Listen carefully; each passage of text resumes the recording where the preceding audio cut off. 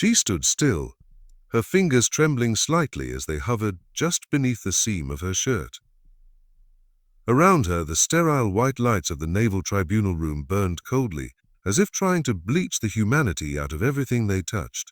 Seated before her, high-backed chairs lined with brass and tradition held men and women who had never set foot in the heat of a battlefield, never heard the whistle of a bullet meant to end a life. And at the center of it all, Admiral Kenton Rourke, a man whose medals weighed more than his compassion, waited with arms crossed, impatience tightening the lines around his mouth.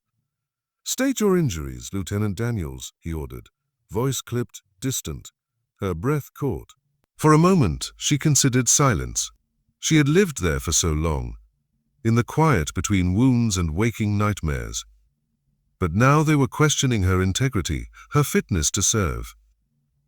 Not because of what she'd done wrong, but because of what had been done to her. So she lifted her shirt. There was no sound in the room, no breath, no cough, no shuffle of feet or paper. The world stopped when her skin met the air, revealing the intricate roadmap of her past. Ridges and valleys carved by shrapnel, 3 deep grooves like claw marks across her ribs, and the ghostly outline of sutures long gone. Admiral Rourke's lips parted slightly. His eyes did not move. They couldn't, because what he saw was not just a wound. It was a truth too raw for bureaucratic pens and neat medical reports. And for the first time, he said nothing. Her scars weren't an appeal for sympathy. They were a testimony, a physical script written in blood, pain, and silent resilience. Every person in that room now bore witness to it. Emma Daniels had served in silence, 5 tours, recon, intel extraction, and once, when her unit was ambushed in the foothills of Jalres, she carried her commanding officer's body 5 miles under enemy fire. She had been hit then. Not once. Not twice. Not twice. 7 separate wounds. The helicopter barely made it out, and when it did, the medic had whispered, "She's not gonna make it." But she did. Not just survived, but walked back into uniform, back into order and silence. She never mentioned the pain that twisted her body each morning like a rusted hinge. She never complained when promotions passed her by. And when younger, unscarred officers questioned her composure, her quiet nature, they never knew the strength it took to not speak. Today was the first time she had been summoned not to be honored, but to be examined, like a tool too worn to function. They called it an assessment, but everyone knew it was a curtain call dressed in official paper. The Admiral looked down at his notes. He couldn't meet her eyes anymore.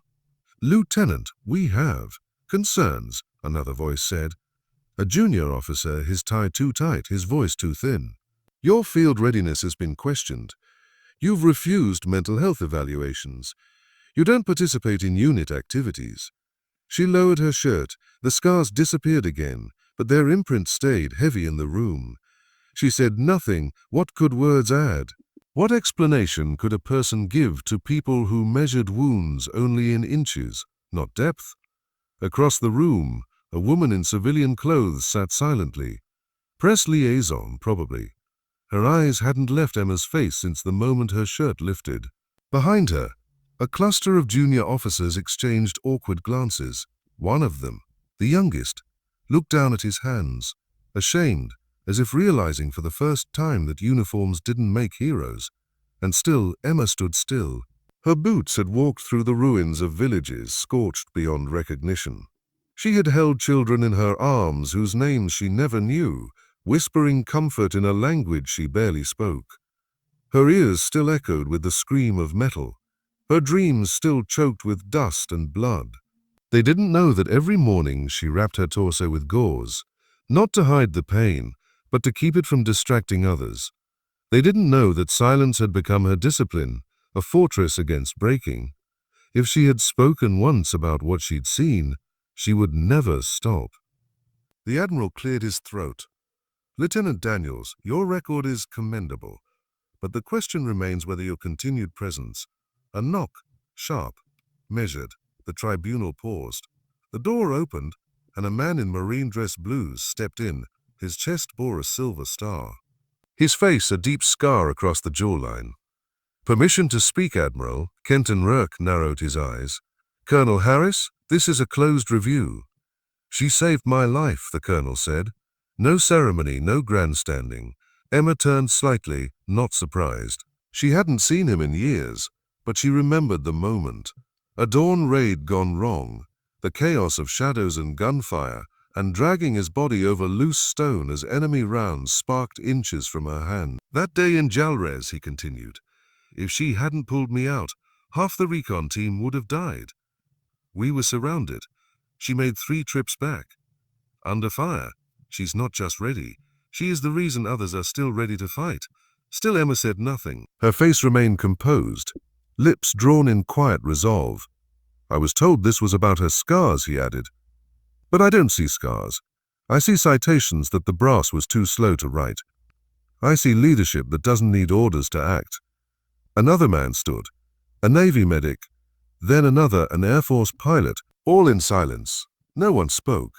But each presence said the same thing. She mattered. She was their story. And finally, Admiral Rourke leaned back. The weight of 100 unspoken truths settled over him like dust from a forgotten war. He'd seen medals, citations, and polished boots, but never something like this. Not the kind of loyalty that drew men from across bases to show up uninvited. Not for anyone, only for her. He rubbed his temple. Lieutenant Daniels, he said, his voice lower now, unsure, you're cleared for active duty. No further review necessary, Emma nodded. No thanks, no smile, just a subtle exhale, like a mountain lifting from her chest. As the room emptied, one of the junior officers approached her. I didn't know, he said, eyes flicking to where the scars had been. You're not supposed to, she replied quietly. That's the point. She walked out, the corridor cool and sterile again, but now pulsing with something electric. Behind her, a hush followed like a shadow. Reverence, not fear. And somewhere deep inside that tribunal room, the air still hung thick with the knowledge that they had come dangerously close to dismissing one of the very people who held the line for them, day after silent day. In a world where noise often drowns out substance, she had remained a signal, clear, unwavering, resilient. Her silence was never weakness. It was her strength, a silent resistance, a quiet defiance. They would remember her now. Not because she shouted, but because she didn't need to. She never asked for medals, never chased glory. But men with medals stood for her. And that will echo longer than any speech, any ceremony, or any tribunal ruling. She once whispered to a bleeding comrade, holding his hand as he slipped away, "You're not alone." And today, without saying a word, her silence told the world the same thing.